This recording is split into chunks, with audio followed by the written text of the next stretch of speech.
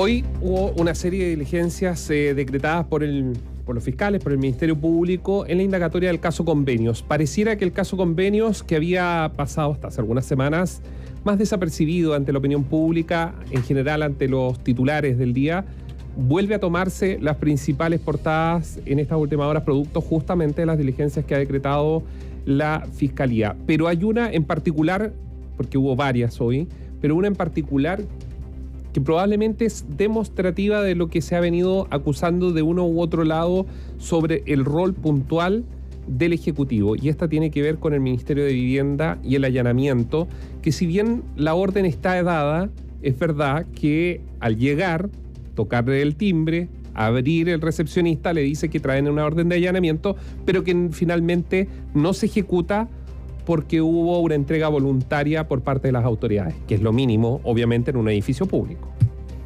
Sí, y de ahí vienen todas las reacciones, las declaraciones. Y hay una razón, porque hay algo que se perdió.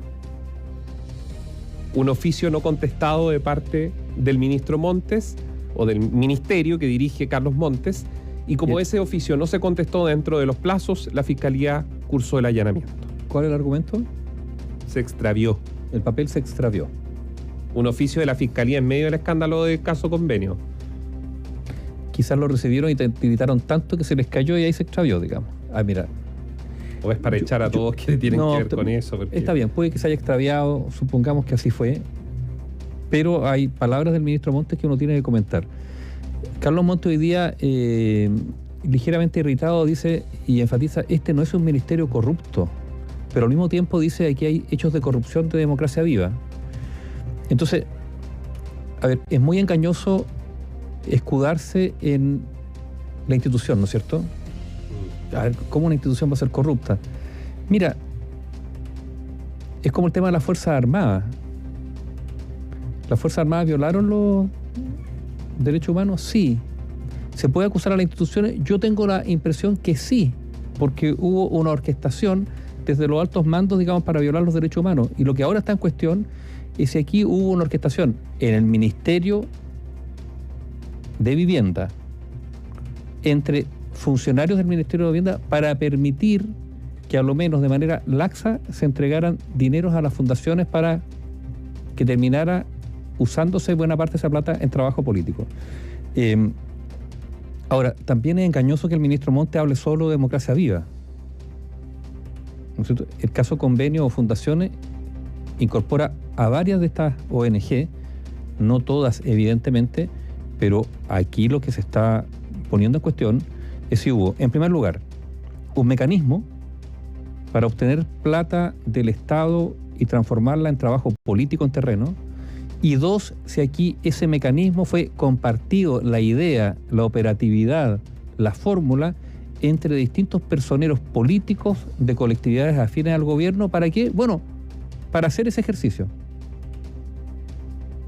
Eso es difícil, lo hablábamos ayer, difícil que se pruebe, pero bueno, pero si como dijo el fiscal, el Contralor General de la República, en distintas partes se hacían las cosas más o menos parecidas, él como Contralor no puede decir, esto puede ser un mecanismo, no lo puede decir, pero al menos administrativamente hay desprolijidades que se repiten. Mira lo cauto de las expresiones que estamos usando. Y eso tendrá que investigarlo el Ministerio Público. Pero además, pero el dato es, mira, cuando autoridades, para ni siquiera hablar de cuando autoridades se demoran tanto en reaccionar ante una bomba que le estalla en la cara, a lo menos uno podrá decir que no se te extravíen los papeles. Sí, yo encuentro que esa declaración, seguramente serán las declaraciones del año 2023, cuando se haga el resumen, se me extravió el oficio.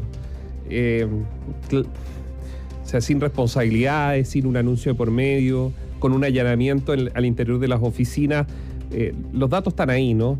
Pero lo cierto, y esto es muy interesante, lo cierto es que se han conocido nuevos antecedentes, lo mencionábamos al inicio de Radiograma, se conoció esta tarde en este medio local en Antofagasta, en Timeline, que es una declaración corta de 4 puntos, no es más que eso, del ex Eremi Contreras, el que, a juicio de todos, fue la caja pagadora literal, como se ha venido acusando, de Democracia Viva y otras fundaciones de la zona. Él dice, mire, yo quiero declarar, quiero abrir mis cuentas, que revisen que yo no tengo un peso extra de lo que yo realmente me gané. Y segundo, y esto es muy importante, él no había hablado, había guardado silencio, no como Daniel Andrade. Dice, yo el 7 de junio le envié un oficio a la Presidencia de la República explicando que no había irregularidad en el contrato con Democracia Viva luego que ellos me preguntaran. No es textual, pero eso es lo que dice en uno de los puntos, entiendo que el último punto de la carta. Y por lo tanto se abre un nuevo espacio de indagatoria.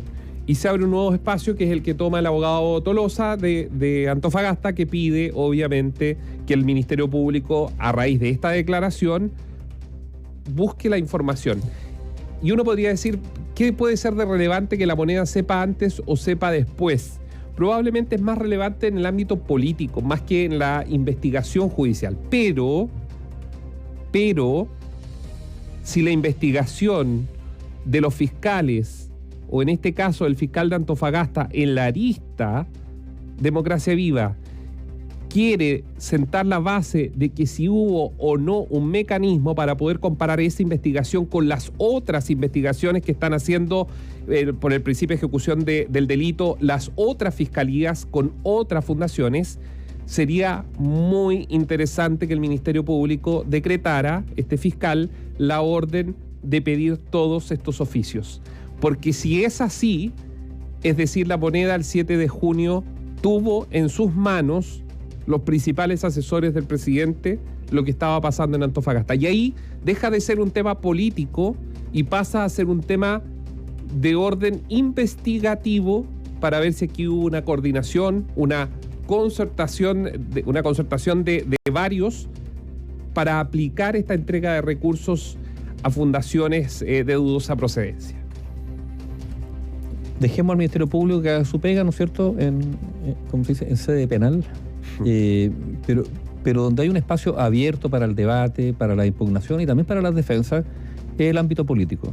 Y tiene que ver, vayamos más atrás todavía respecto a la firma de estos convenios, el otorgamiento de estos dineros, y tiene que ver con la designación de las autoridades. A ver, todo esto también es el resultado de la designación de autoridades por parte del Ejecutivo. ¿A quién se designó? A los amigos de siempre. ¿Con qué mérito? Bueno, cercanía, afinidad. ¿Qué afinidad? Dejemos de lado los pololeos que están cruzados, ¿no es cierto? No, afinidad política. Y por eso aquí pueden eventualmente haber responsabilidades políticas, porque la decisión de poner a esas personas allí obedeció a una decisión política. No es que los señores tenían grandes currículum. Como ha pasado como ha pasado hace muchos años con muchos gobiernos. Nos hemos encontrado con personas que son expertos en muchas cosas. Llega un gobierno, lo ponen de experto en un lugar, son expertos en pensiones, un cargo en pensiones. Después son expertos en transporte, son expertos en electricidad, después en minería, y el mismo sujeto, digamos. Designaciones políticas. Entonces, claro, los gobiernos tienen que hacerse cargo también de estas decisiones políticas. ¿Por qué escogen a esos personajes para ponerlos ahí? Porque la única explicación para ponerlos ahí es la cercanía política. Y si esa cercanía política se traduce en que esas personas se dedican a usar su trabajo para hacer trabajo político, de militancia, de reclutamiento de personas, pensando en que en las próximas campañas la responsabilidad se duplica o se eleva al cubo. Sí, por eso, y esto ocurre con todos los gobiernos tienen que hacerse responsables de estas decisiones que son políticas.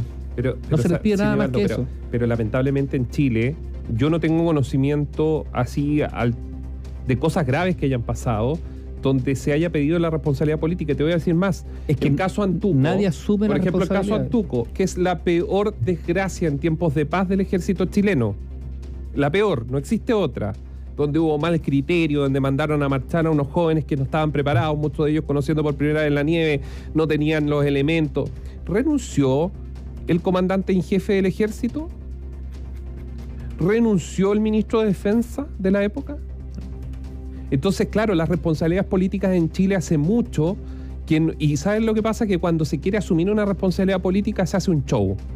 y se anuncia por televisión que le pidió la renuncia a todos los ministros para que salga, digamos, más elaborado, más fortalecido, o se hacen los enojados como pasó en el gobierno anterior y en ese contexto. Entonces, no hay responsabilidades políticas. En Chile no estamos acostumbrados a que se asuman las responsabilidades políticas. Siempre es, no, si es el ministro, es que sabe que este subsecretario, váyase, córrase de aquí. Ahora no, la subsecretaria es culpable de todos los males. Néstor, y porque además las peticiones de renuncia, como no hay responsabilidades políticas, la presión para que se asuman termina siendo parte de la esgrima entre oposición y gobierno, ¿no es cierto? Te pido la renuncia a ti, después te recuerdo que tú no renunciaste hace 4 años cuando hiciste esto otro, pero al final todo termina en un statu quo. Nadie se va. No. Esta es la oposición, este es el gobierno. Todos quedan ahí. Ya, pero mire, solo para cerrar respecto a un tema que yo creo que debería preocuparnos a todos y que claramente, y esto es la clase política... En una empresa cualquiera. No, se va... El abogado que recibe, digamos, una citación, o sea, un oficio del Ministerio Público porque te van a allanar, y a ese abogado se le pierde, se le extravía ese documento. ¿Qué le pasaría? No, lo echan y probablemente no de la mejor forma. Otra cosa que preocupa, y muy corto para que ustedes tengan este dato, en medio de todos los escándalos de corrupción que hemos ido conociendo este año 2023, inclusive los municipios, están las Ceremis, están los ministerios, está todo lo que la Contraloría General de la República puede fiscalizar. Se han entregado y se han puesto sobre la mesa antecedentes muy importantes respecto a la investigación o la indagatoria del caso Convenio, ¿no es cierto? Y que vienen y provienen de la Contraloría. Incluso se habló de que la Contraloría puso a parte de su equipo a trabajar con el equipo del Fiscal Nacional para hacer el trasvasije de la información que se había encontrado después de que se conoció lo de Democracia Viva. ¿Qué es lo que pasa? ¿Por qué hago este preámbulo? Porque si tuviéramos un debate honesto, la clase política, y esto implica a todos los sectores, estarían todos muy preocupados respecto a que el actual Contralor General de la República, y lo hemos dicho aquí en la radio desde hace meses, va a abandonar su cargo el próximo 15 de diciembre. ¿Y por qué digo esto? Porque no hay designado un Contralor, es decir, el presidente no ha propuesto al Senado un nombre para suceder a Jorge Bermúdez. Por ende va a quedar una subrogancia, que no me quiero detener en quién va a ser, porque da lo mismo el subrogante. ¿Y por qué digo da lo mismo? Porque no tiene la potestad en un órgano unipersonal donde se aplica derecho administrativo, pero también se tiene sensibilidad política para actuar en el momento y en la forma, una subrogancia que le va a heredar de Jorge Bermúdez todavía informes finales, en muchos casos de los municipios, del gobierno, de todas las investigaciones que están en curso, del levantamiento de información en cuanto a las corporaciones, por ejemplo, municipales. Y resulta que si van a tomar un acuerdo político para que esto se demore, se dilate en el paso del tiempo, claramente no están pensando en la salud de la democracia y en la salud de la transparencia del sistema chileno. Y parece que esto, Nivaldo, a nadie le preocupa. En medio de todo este escándalo de corrupción, se va a dar la clase política el lujo de dejar a la Contraloría en una subrogancia que no sabemos por cuánto tiempo. Se han dado ese lujo en medio de este escándalo.